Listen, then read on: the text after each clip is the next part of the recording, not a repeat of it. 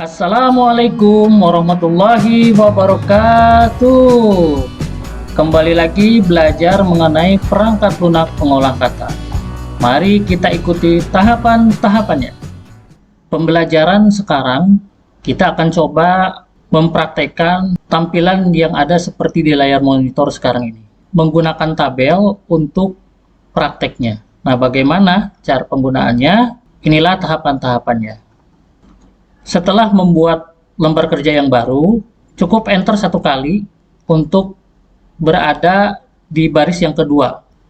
Di menu insert, di sini ada menu tabel. Kita lihat dulu, seperti di layar monitor. Kalau kita perhatikan di sini ada teks kelompok Microsoft Office. Di sini juga ada keterangannya Microsoft Word, Excel, PowerPoint, dan Microsoft Access. Kalau kita perhatikan, karena di sini kita menggunakan tabel untuk kolom yang pertama kita gunakan untuk teks kelompok Microsoft Office. Sedangkan kolom yang kedua kita gunakan untuk Microsoft Word, Excel, PowerPoint, dan Access. Jadi di sini ada dua kolom, barisnya ada 4. Pertama dimulai dari kelompok Microsoft Office sampai dengan Microsoft Word. Baris yang pertama. Baris yang keduanya Microsoft Excel, baris ketiganya Microsoft PowerPoint, baris keempatnya Microsoft Access. Di menu Insert, kalian arahkan pointernya ke menu tabel. Tadi sudah diketahui berapa jumlah kolomnya. Jumlah kolomnya ada 2, barisnya ada 4. Berarti 2 dikali 4 tabel. Setelah itu tinggal diklik saja. Di tabel yang pertama, di baris yang pertama, di sini di kolom yang pertama, ketikkan kelompok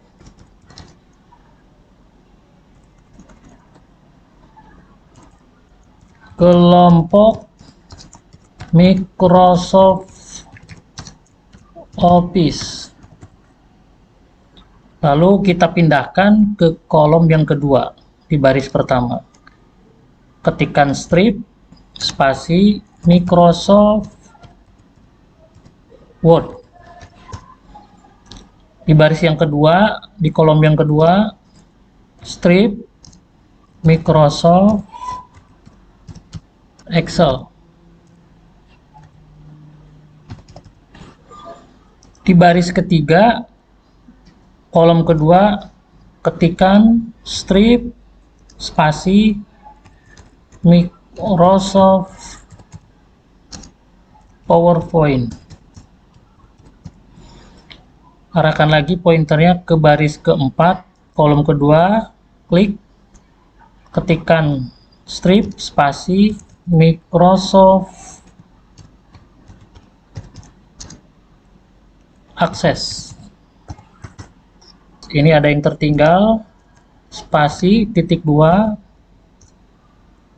Nah, ini diarahkan. Nah, cara mengarahkannya ini bisa di blok seperti ini. Arahkan pointernya ke baris yang pertama sehingga pointernya berubah menjadi tanda panah seperti ini, diklik. Nah, kalian bisa arahkan ke menu Alignment Rights, nah, supaya ini rata kanan.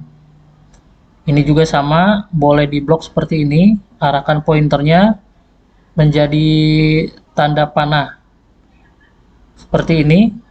Klik, drag ke bawah, bisa diarahkan ke menu Alignment Right. Nah, ini left indent-nya bisa diarahkan ke sini, pointernya diarahkan ke left indent, diklik, nah sehingga ini terbawa garis seperti ini. Klik and drag, ini dilepaskan kalau sudah. Nah, seperti ini. Ini sudah selesai pengaturan teksnya, dan perhatikan di sini teksnya sudah rapi. Hanya saja di dalam tabel ini masih terlihat garisnya atau bordernya. Nah, maka dari itu kita nonaktifkan sekarang. Untuk menonaktifkannya, kalian bisa arahkan pointer ke simbol yang ada tanda plus, arahkan pointernya. Nah, menjadi seperti ini. Jadi pointernya itu jadi ada tanda yang sama, tanda plusnya. Diklik. Nah, ini kalau seperti ini otomatis. Ini sudah terblok. Langkah yang berikutnya adalah kalian bisa menggunakan fasilitas menu yang langsung secara otomatis di sini. Di sini ada yang namanya border. Ya, atau bisa menggunakan di tab ribbon. Nah, di sini ada di menu paragraf. Nah, di sininya ada border. Ini diklik saja. Setelah muncul tampilan seperti ini bisa dipilih no border. Artinya dinonaktifkan tampilan garisnya. Kita lihat lagi di print preview. Tampilannya akan seperti ini. Kita gunakan tabel untuk memanipulasi tampilan saja, ya. Yang berikutnya adalah daftar harga harddisk, rupiah, dan nominalnya sampai dengan ada 3 baris di sini. Kalau kita perhatikan mulai dari daftar harga, harddisk, keyboard, prosesor, di sini ada 4 baris ditambah dengan harddisk, rupiah, dan nominalnya, ini ada 3 kolom. Berarti langkah yang berikutnya adalah kembali ke menu insert, tabel. Tadi sudah kita hitung jumlah barisnya ada 4, kolomnya ada 3. Berarti di sini 3 kolom, 4 baris. Diklik seperti ini. Kita lihat kembali. Yang pertama adalah daftar harga. Isi teksnya di kolom yang kedua, yang di tengah baris pertama. Daftar harga. Di baris yang kedua, di kolom pertama, harddisk 100 GB. Di sini di kolom yang kedua, baris kedua, ketikkan rupiah. Nominalnya 550.000. Di baris ketiga, kolom pertama, keyboard. Di kolom kedua, baris ketiga, rupiah. Di kolom ketiga, 30.000. Di baris keempat, kolom pertama, prosesor Pentium 4 2,5 GHz rupiah. Di kolom ketiganya 1.225.000 rupiah. Langkah yang berikutnya adalah pada baris pertama, kolom pertama, kolom kedua, kolom ketiga kita gabungkan dengan cara memblok dari kolom pertama, kedua, dan ketiga di baris pertama.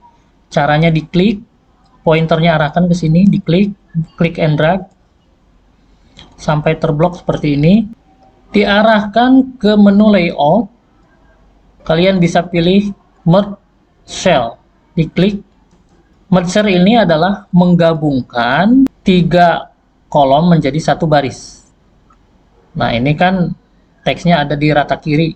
Sekarang kita rata tengahkan dengan cara mengklik di sini di tab layout, alignment-nya alignment center. Di garis yang kedua ini, pointernya arahkan sehingga bentuk pointer berubah menjadi tandanya seperti ini. Nah, klik and drag 1 kali. Langkah yang berikutnya adalah menggeser garis antara kolom 1 dan kolom 2 ke kanan.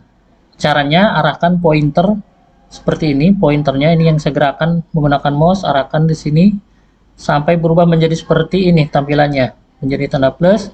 Artinya bisa digeser ke kiri, bisa digeser ke kanan. Nah, sekarang kita geser ke kanan mendekati nominalnya. Langkah yang berikutnya, di kolom yang ketiga, arahkan pointernya ke garis yang ujung seperti ini, klik and drag seperti ini. Berikutnya garis yang di pinggir seperti ini, diklik and drag. Nah, sekarang coba kita lihat di print preview. Kalau kita lihat di sini masih ada garisnya. Pointernya diarahkan ke tanda plus seperti ini sehingga berubah seperti ini. Diklik. Nah, di menu yang ini juga yang secara otomatis ada, kalian bisa memilih tab border seperti ini, diklik. Pilihannya adalah no border.